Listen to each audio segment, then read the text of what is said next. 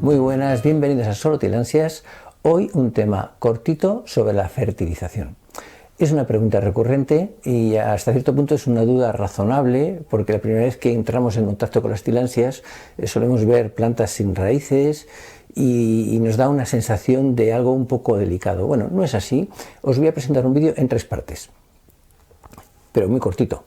La idea es cómo tienen las tilansias los nutrientes en la naturaleza. Después vamos a ver qué tipos de fertilizantes tenemos y finalmente vamos a ver cómo vamos a fertilizar. En primer lugar, las tilansias en la naturaleza obtienen los nutrientes a través de la lluvia. Generalmente llueve, la lluvia arrastra de la atmósfera partículas que están en suspensión. Los que sois alérgicos sabéis que esto ocurre y lo sufrís. Entonces, no solo es así, sino que además cuando llueve, esas gotas de lluvia rebotan en las hojas, resbalan por las ramas de los árboles, por las ramas de los troncos, y toda ese agua, cuando llega a la tilansia, llega ya un poquito enriquecida de restos de materia vegetal, de la actividad de los insectos, de las aves, en fin, que es un agua que ya viene un poquito fertilizada. Y de eso un poquito viven las tilansias.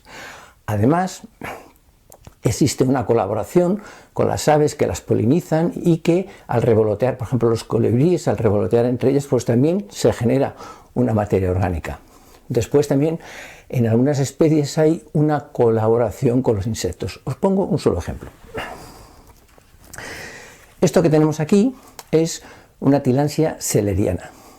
Esta tilansia, como muchas de las bulbosas, tiene una característica que llamamos mirmecófila. ¿Qué quiere decir esto? Pues que tiene afinidad con las hormigas.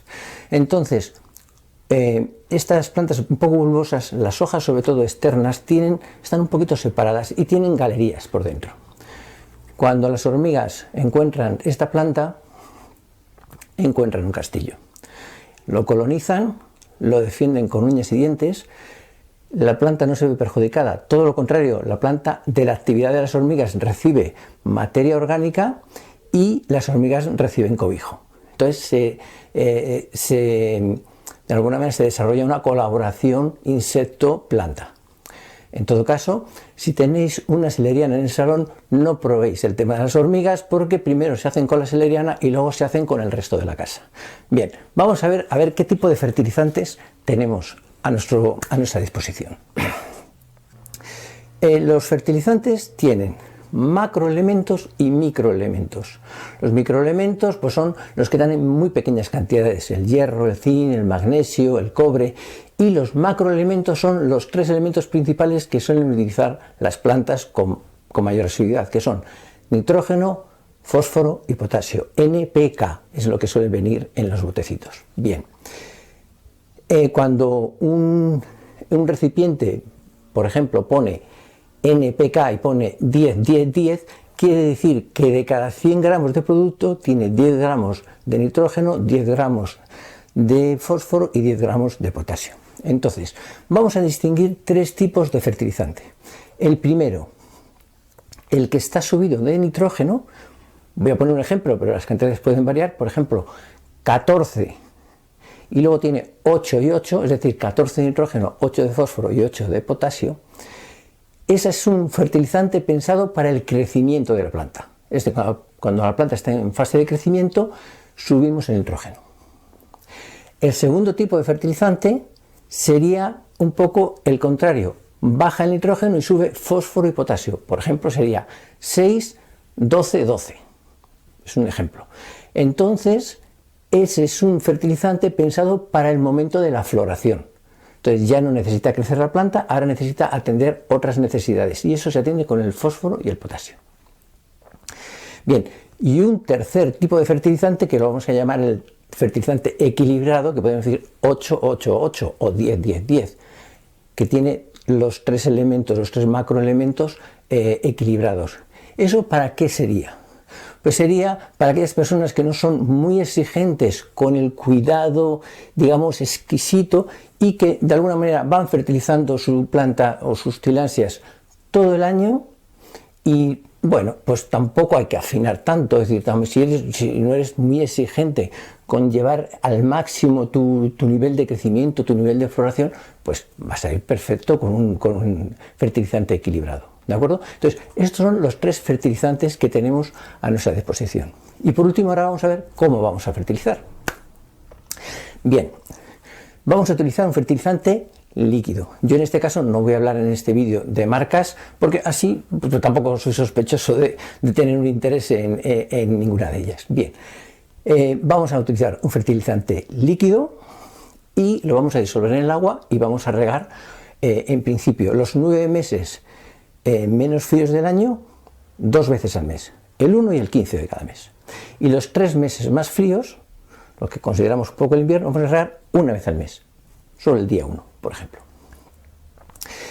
¿Qué cantidad vamos a regar? En principio, si viene una cantidad, una dosis de planta delicada, esa es la que vamos a utilizar. No porque sea una planta delicada, es porque es una planta de crecimiento lento. Si la sobrefertilizamos, la planta crecerá un poquito más rápido, pero también corremos el riesgo de que sea una planta un poquito más quebradiza, de que sea más sensible a enfermedades. Es decir, tenemos que respetar el ritmo de crecimiento de esas plantas. Vale. Entonces, ¿qué pasa si tienes un fertilizante que te gusta porque tiene guano, porque tiene lo que sea y no tiene cantidad para plantas delicadas? Pues lo vamos a disminuir. ¿Cómo lo vamos a hacer? Pues si la planta tiene, vamos a suponer, equilibrado 8 y 8 y 8, damos la dosis la mitad, 4, 4, 4. Es decir, si te dice que una cantidad en 1 litro, pues tú la disuelves en 2 litros y ya está. Si es un fertilizante un poquito más enriquecido, por ejemplo, 16, 16, 16, de todo, 16 de nitrógeno, 16 de fósforo y 16 de potasio, pues entonces ese fertilizante lo diluimos en 3 partes, en la tercera parte. Solo damos la tercera parte porque está mucho más enriquecido. Y ya está. Y aparte de eso, 3 consejitos más. El primero, si es invierno, tanto para regar como para fertilizar, mejor utilizar agua un poquito templadita para regar. No digo caliente, pero vamos, que si vives en Burgos y estás encantado con la calidad de tu agua, me parece estupendo. Pero es que ese agua, igual la tienes a 5 o 6 grados. Ponte debajo de la ducha a 5 o 6 grados a ver qué te parece a ti. Entonces, vamos a templar un poquito el agua, a subirla a 14 graditos, a 13 con el microondas, con un poco de calor, y sigue siendo agua fría, pero ya no es tan fría. Eso ayuda un poquito a la planta. ¿De acuerdo? El segundo consejo, no vamos a regar por la noche. ¿Por qué no vamos a regar por la noche? No pasa nada porque una vez de vez en cuando riegas por la noche, en la naturaleza a veces llueve de noche, no pasa nada. Pero las tillandsias aprovechan mucho mejor el agua por la mañana o a mediodía. La razón es la siguiente, todas las plantas, las tillandsias también, tienen unas células que se llaman estomas. Estas células son las encargadas de absorber el dióxido. Los estomas son los que se encargan del intercambio de gases con el exterior. En el caso de las tillandsias, absorben el dióxido de carbono por la noche, para luego al día siguiente por la mañana están cargados y con la luz y el agua, con la luz solar y el agua, generan la fotosíntesis. Bien, si regamos por la noche, los estomas se cierran porque la planta se empapa y entonces dificultamos la absorción del dióxido de carbono. Ya digo que no pasa nada porque de vez en cuando la planta se moja por la noche, pero si lo convertimos en una práctica, al final estamos dificultando la realización de la fotosíntesis para el día siguiente. Bueno, y un último detalle, hay plantas que florecen cuando estamos en el hemisferio norte, nos florecen en el invierno.